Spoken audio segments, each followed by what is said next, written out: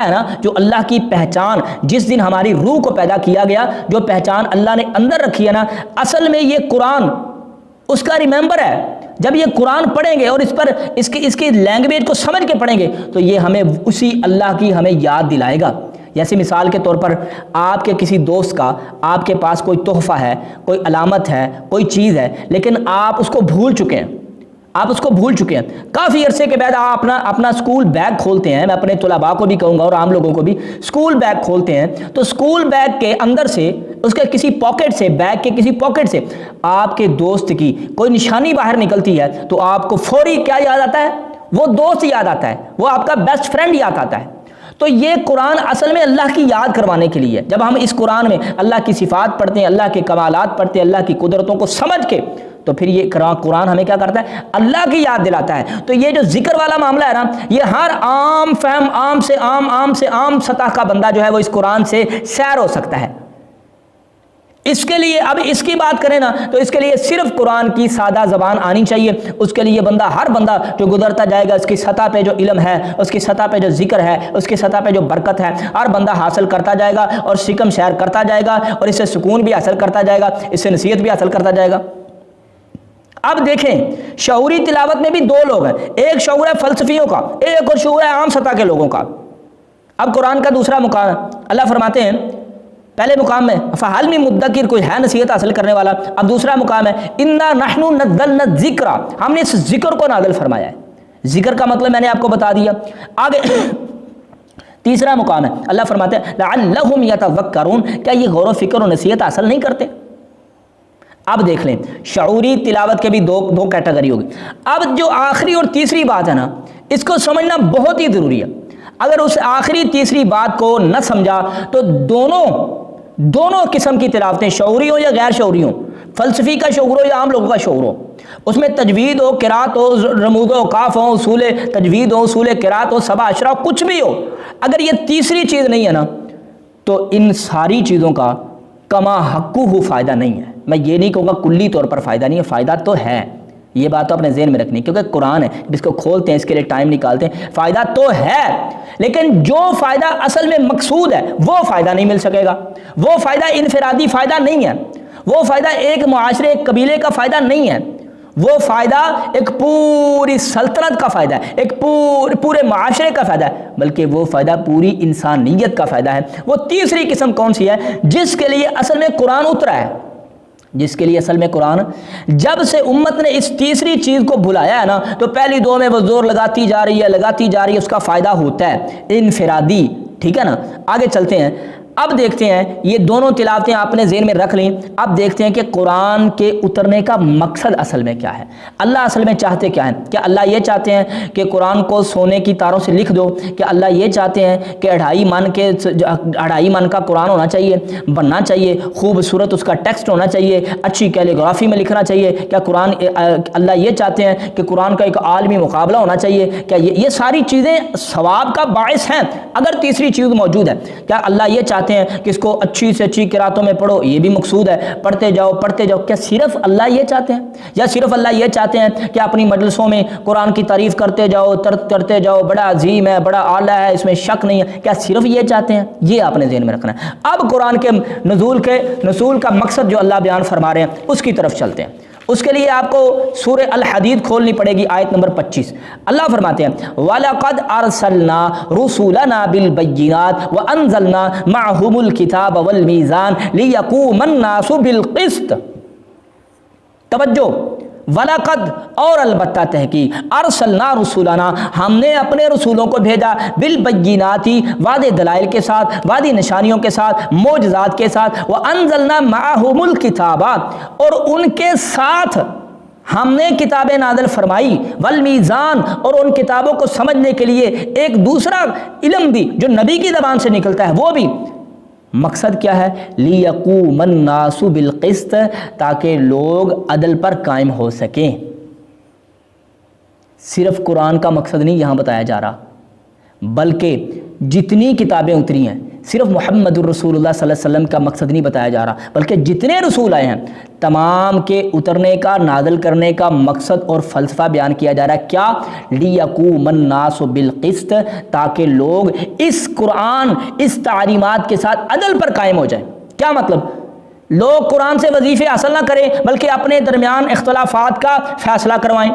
اچھا، اس کا دو ٹوک فیصلہ، دو ٹوک الفاظ میں یہ ہے کہ یہ قرآن کو بالائی قانون کی حیثیت حاصل ہو، قرآن کا نظام بالفعل قائم ہو، تمہاری اسٹیٹ میں، تمہاری سلطنت میں، تمہارے ملک میں جو بالائی قانون ہو وہ قرآن کا ہو، عدلیہ میں جو قانون چل رہا وہ قرآن کا ہو، اسمبلیوں میں جو قانون چل رہا وہ قرآن کو۔ اصل میں اللہ بتانا چاہتے ہیں جو قانون، جو قرآن اس میں تعلیمات دے رہا ہے، اس تعلیمات کو بالفعل قائم کیا جائے ایک معاشرہ۔ جب وہ ہوگا تو پہلی دونوں تلاوتوں کا فائدہ ہوگا، نہیں ہوگا تو پہلی تو تلاوت جو غیر شعوریہ ہے وہ تو ثواب حاصل کرنے کی فیکٹری کے علاوہ کچھ نہیں بنے گی، اور جو دوسری شعوری تلاوت ہے اس کا فائدہ ہوگا، لیکن انفرادی طور پر مجھے فائدہ ہوگا، اجتماعی طور پر معاشرے میں اس کا فائدہ نہیں ہوگا، نہیں ہوگا، نہیں ہوگا۔ کیوں؟ کیونکہ قرآن کو اللہ نے امام بنایا ہے۔ جب اس کو امام، ایز اے امام نہ لیا گیا نا، ایز اے امام نہ اس کو تسلیم کیا گیا، تو یہ پھر اب آگے امام ہوتا ہے نا، وہ جدھر چاہے لے کے جاتا ہے۔ امام آپ نے کس کو بنایا ہے؟ دنیا کے قوانین کو۔ امام آپ نے کس کو بنایا ہے؟ انگریز کے قوانین کو۔ امام آپ نے کس کو بنایا ہے؟ شیطان کے قانون کو۔ شیطان پھر جدھر چاہے امام لے جائے ادھر جاتا ہے۔ اگر امام آگے برا ہو اور پیچھے مقتدی نیک بھی ہو تو اس کو کیا کرنا پڑے گی؟ امام کی اقتداء۔ یہی وجہ ہے کہ انفرادی طور پر لوگ شعوری تلاوت کے ساتھ بڑے نیک ہیں، بڑے اعلیٰ ہیں، بڑے عظیم ہیں، بڑے متقی، بڑے پرہیزگار ہیں، لیکن لوگوں ان کا امام برا ہے، امام برا ہے۔ اب وہ نیک اور اعلیٰ اور عظیم لوگ بھی اس امام کی اقتداء میں جدھر وہ پھیرنا چاہتا ہے پھر جاتے ہیں۔ اصل میں قرآن کے مقصد کا نزول یہ تھا کہ اس کو اپنا امام بناؤ۔ اب دیکھو وہ دونوں تلاوتیں کہاں پیچھے چلی گئی۔ اگر یہ نہ ہو تو کچھ فائدہ نہیں ہوگا، اصل میں جو فائدہ ہونا چاہیے۔ اب دیکھتے ہیں کیا یہ بات میرے جذبات کی ہے کہ اس قرآن کو، اس نظام کو قائم کیا جائے، یا پھر اصل میں اللہ نے اس کا ذکر بھی قرآن مقدس میں فرمایا ہے۔ ہاں، ایک اور بھی سوال ہے کہ اگر ہم تیسری کیٹیگری جو ہے قرآن کے نظام کو بالفعل قائم کرنے والے کام کو ہم نہیں کرتے تو پہلے دو کام کرنے پر اللہ کے ہاں ہماری کوئی حیثیت ہے؟ کتنا پیارا سوال ہے کہ اگر ہم تیسرا کام نہیں کرتے تو پہلے دو کام کرنے پر وہ کتنے ہی اچھی نیت کے ساتھ، کتنے اخلاق کے ساتھ، کتنے ہی جناب بہترین خلوص والی نیت کے ساتھ کریں تو کیا اس کا کوئی فائدہ ہوگا؟ اللہ کے ہاں فائدہ تو ہوگا، لیکن اللہ کے ہاں ہماری کوئی قدر و قیمت ہوگی؟ اب اس سوال کا جواب آپ سن سکتے ہیں سورہ المائدہ آیت نمبر 68 میں۔ اللہ فرماتا ہے قل، اے میرے پیغمبر علیہ الصلوۃ والسلام کہہ دیجئے، یا اہل الکتاب، اے اہل کتاب، لستم علی شیء، تمہاری کوئی حیثیت ہی نہیں ہے، تم کسی چیز پہ نہیں ہو۔ تم بے شک نعرے مارو کہ ہم حق پہ، یہ حق پہ، وہ حق پہ، لستم علی شیء، تم کسی چیز پہ نہیں ہو۔ اللہ کب تک؟ فرمایا حتی تقیم التوراۃ والانجیل، حتیٰ کہ تم تورات و انجیل کے نظام کو قائم بالفعل کر کے دکھاؤ، اس کو بالائی قانون کی حیثیت دو، اس کو اپنا امام بناؤ۔ جب اس کو یہ حیثیت اسٹیٹ میں، سلطنت میں، ملک میں، معاشرے میں مل جائے گی، حتی تقیم التوراۃ، اس کی تعلیمات کے مطابق تم بالفعل ایک معاشرہ قائم کر کے دکھاؤ، جب دکھاؤ گے تو تمہاری حیثیت ہمارے ہاں کوئی ہوگی، وگرنہ تمہاری کخ کی حیثیت ہمارے ہاں۔ لستم علی شیء، یہاں پر آپ رکھو اہل ایمانداروں کو، یا ایھا الذین آمنوا لستم علی شیء حتی تقیم القرآن، اے ایمان والو تمہارا کچھ بھی نہیں ہے، تم ہماری حیثیت، ہمارے نظر میں تمہاری کوئی حیثیت بھی نہیں ہے، حتیٰ تقیم القرآن، حتیٰ کہ تم قرآن کو قائم کرو۔ یہاں پہ ہم اپنے آپ کو رکھتے ہیں۔ اللہ اکبر، یہ تلاوت کی بات ہو رہی ہے، اصل مقصد وہ تلاوت نہیں ہے، اصل مقصد کیا ہے کہ اس کے مطابق معاشرہ قائم ہو اور وہ معاشرہ عدل والا ہو، ہر ایک کو اس کا حق مل رہا ہو۔ جب یہ ہوگا تو پھر اللہ کے ہاں ہماری حیثیت ہوگی اور پھر اللہ کے قرآن کے نزول کا مقصد پورا ہوگا۔ اب آگے چلتے ہیں، 3 آیات کو میں پڑھ کے اپنی بات کو ختم کر دینا ہوں۔ کر دیتا ہوں۔ اللہ فرماتے ہیں وَمَن لَّمْ يَحْكُمْ بِمَا أَنزَلَ اللَّهُ فَأُولَٰئِكَ هُمُ الْكَافِرُونَ۔ اب یہاں جو ہے نا یہ عدلیہ کا معاملہ آ رہا ہے، وَمَن لَّمْ يَحْكُمْ، جو نہیں فیصلہ کرتے، فیصلے کہاں ہوتے ہیں؟ عدالتوں میں۔ جو قرآن کو اپنی عدالت میں نہیں لے جاتا، جو قرآن کے قوانین کو اس پستی، اس جناب اونچائی تک نہیں لے جاتا کہ اس کی حیثیت ایک اسٹیٹ میں ایک لا کی حیثیت ہو، فَمَن لَّمْ يَحْكُمْ بِمَا أَنزَلَ اللَّهُ، جو اللہ کے اترے ہوئے، جو اللہ نے نازل کیا اس کے ساتھ فیصلہ نہیں کرتے، فَأُولَٰئِكَ هُمُ الْكَافِرُونَ، اللہ فرماتے ہیں یہی تو کافر ہیں، تم کس کو کافر تلاش کر رہے ہو؟ اب کہاں گئی وہ ہماری تلاوتیں؟ آپ نے اس بات پر ذہن غور کرنی ہے۔ وَمَن لَّمْ يَحْكُمْ بِمَا أَنزَلَ اللَّهُ فَأُولَٰئِكَ هُمُ الظَّالِمُونَ، جو ہم نے نازل کیا جو اس کے ساتھ فیصلہ نہیں کرتے، جو فیصلے کے لیے ادھر ادھر پھرتے مارے کہ اس کا قانون مل جائے، اس کا قانون مل جائے، وہی تو اصل میں ظالم ہے۔ تم ظالم کس کو سمجھتے ہو؟ وَمَن لَّمْ يَحْكُمْ بِمَا أَنزَلَ اللَّهُ فَأُولَٰئِكَ هُمُ الْفَاسِقُونَ، جو اللہ کے اتارے کے ساتھ فیصلے نہیں کرتے وہی تو فاسق ہیں، تم فاسق کس کو سمجھتے ہو؟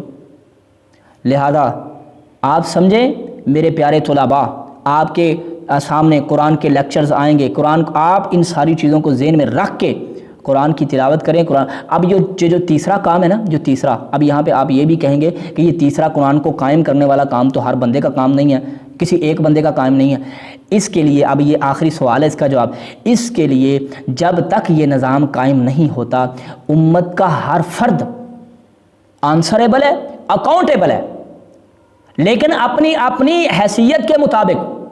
مثال کے طور پر میرے پاس علم ہے، ٹھیک ہے، اس کے علاوہ میرے پاس نہ مالی قوت ہے نہ انفرادی قوت ہے، جب تک میں زندہ رہوں میں اپنی زبان سے اس قانون کی بالادستی کی بات نکالتا رہوں، چاہے میری جان کا بھی خطرہ ہو، یہ میرا حق ہے۔ اور قیامت کے دن میں کھڑا ہو کے اللہ کے دربار میں یہ کہہ سکوں گا، اللہ اس نظام کو قائم کرنا میرے اکیلے کا کام تو نہیں تھا، لیکن میں جب تک زندہ رہا اپنی زبان سے اسی نظام کے گن گاتا رہا اور اسی کے قیام کی جدوجہد کرتا رہا۔ بس آپ ایک بات ذہن میں رکھ لیں تو ان ساری گناہوں کا کفارہ بن جائے گا کہ جو ہم اس وقت اللہ کے قرآن کو قائم کیے بغیر گناہ کر رہے ہیں، یعنی اللہ کے قرآن کو قائم نہیں کیا، جو وہ غلطی کر رہے ہیں نا، اس غلطی کا کفارہ یہی ہے کہ جب تک سانس چلے آپ کی کلی طور پر جو قوت صرف ہو، جان لگے، زبان لگے، مال لگے، تو اس معاشرے اور اس جناب نظام کے قیام کے لیے لگے۔ اللہ سے دعا ہے اللہ مجھے اور آپ کو سمجھ دے۔ انشاءاللہ اس لیکچر کو 2 حصوں میں تقسیم کر کے جو ہے وہ اپلوڈ کیا جائے گا۔